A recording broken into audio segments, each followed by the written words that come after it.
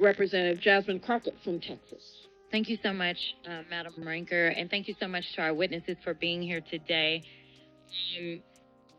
I've sat and I've listened, and what my colleague, Mr. Krishnamurthy, just talked about was just blatant racism. If you like this video, make sure to hit that like button, subscribe, and turn on the bell icon, because more real stories are coming your way soon.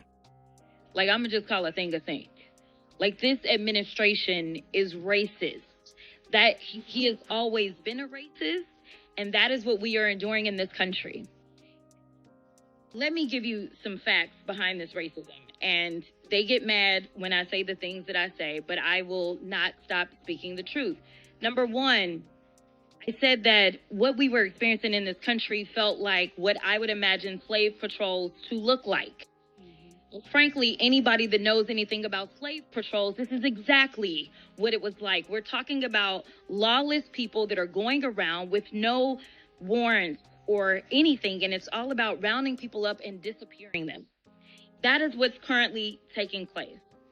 And interestingly enough, even though modern day policing was born out of slave patrols, when I was speaking with one of my friends who is a federal law enforcement officer, he told me that one of the things that he has observed is that the culture is created at the top. And when I think about it, it absolutely makes sense. If you have somebody at the top that will not tolerate the types of things that we're seeing, then maybe those under you won't do it. But we know that we have a racist at the top. He has called himself the head law enforcement agent in this country, and therefore everybody has decided that it is okay to take off their hoods and mask up as ICE agents.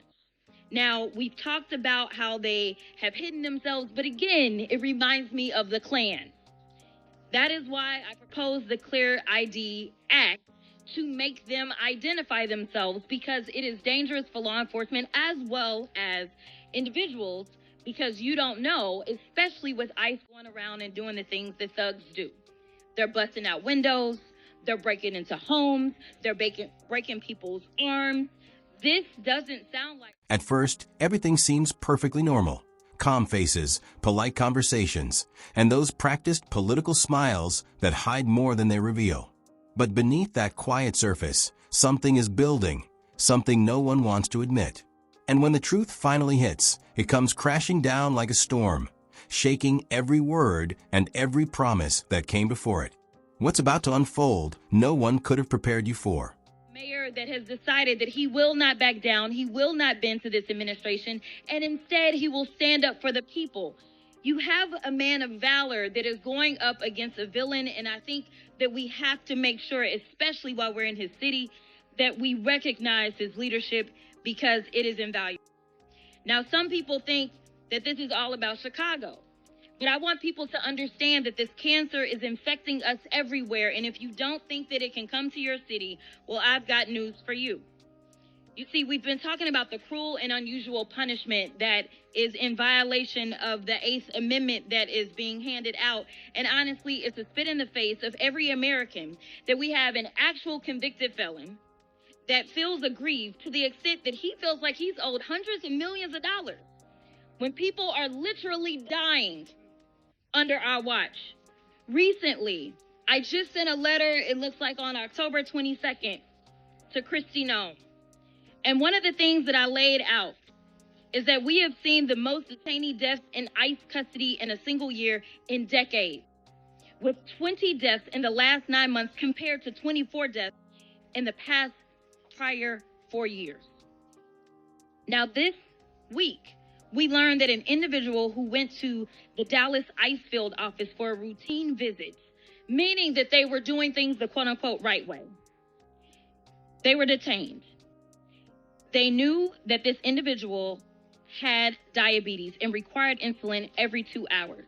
Despite ICE having been told this, the individual was denied access to their medication for 8 days, resulting in hospitalization. There are some that say that we are making America great. To me, it doesn't feel like greatness, it feels like grossness. And in fact, I want to ask a few questions. and it doesn't matter who answers them. Is it great or gross to go into people's houses and drag them out in the middle of the night? Gross. Is it great or gross to make people afraid to do something as simple as go to school? Gross. Is it great or gross to make hard-working people say, I am too scared to show up to my job? Gross. Thank you so much to each and every one of you for your courage. Thank you so much for showing up. And Miss O, I want to tell you that I understand that your mother is being detained in El Paso. The room was quiet when Representative Jasmine Crockett took the microphone. She looked around, her voice calm but charged with conviction. Thank you, Madam Ranker. Thank you to our witnesses for being here today, she began, a polite opening before her words turned into fire. For a while, she had listened to others speak, but now it was her turn, and she wasn't about to mince words. What my colleague, Mr. Christian Morphy, just described, she said, her tone sharpening, was blatant racism. Let's just call a thing a thing. This administration is racist. It has always been racist.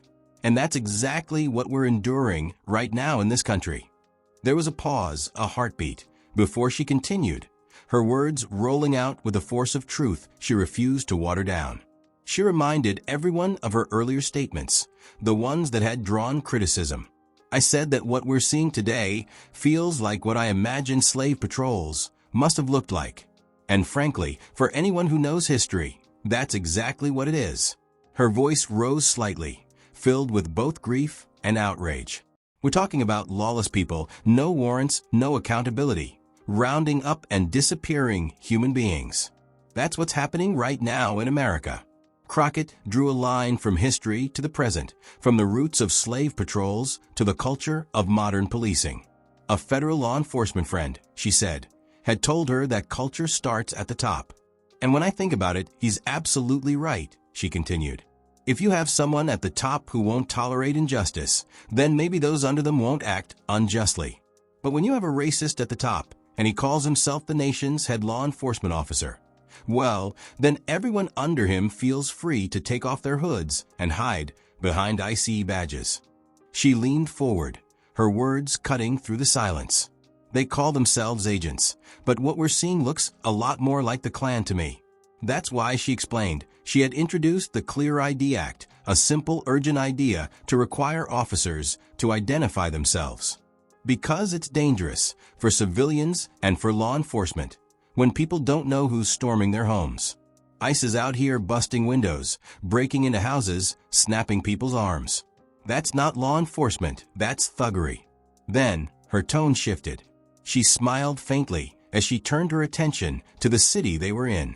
But here, in Chicago, you have a mayor who refuses to bow. A man of valor standing up to a villain. You are blessed with leadership that fights for people, not against them. But Crockett wasn't done. She warned that what was happening in one city was a spreading cancer, infecting the nation. If you think this can't come to your city, she said, I've got news for you. She spoke of detainee deaths, 20 in 9 months, the highest in decades.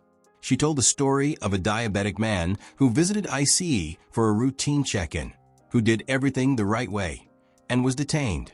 For 8 days, ICE officers denied him the insulin he needed every 2 hours.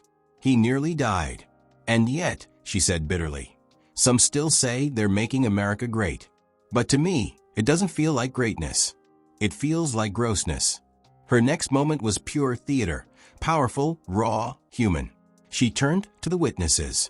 Tell me, she said, is it great or gross to drag people from their homes in the middle of the night? Gross, they answered. Is it great or gross to make children afraid to go to school? Gross. Is it great or gross to make hard-working people too scared to show up at their jobs? Gross, they said again, voices united in quiet defiance. Crockett nodded, emotion flickering in her eyes. Thank you, she said softly. Thank you all for your courage. Thank you for showing up. Finally, she turned to one of the witnesses, a young woman named Miss O. I know your mother is being detained in El Paso, she said. I've been to that facility. I've seen it with my own eyes. And I want you to know I am always on my job. I've got your back." The room was silent again, but this time it wasn't out of discomfort. It was respect, the kind that follows truth when it's spoken without fear.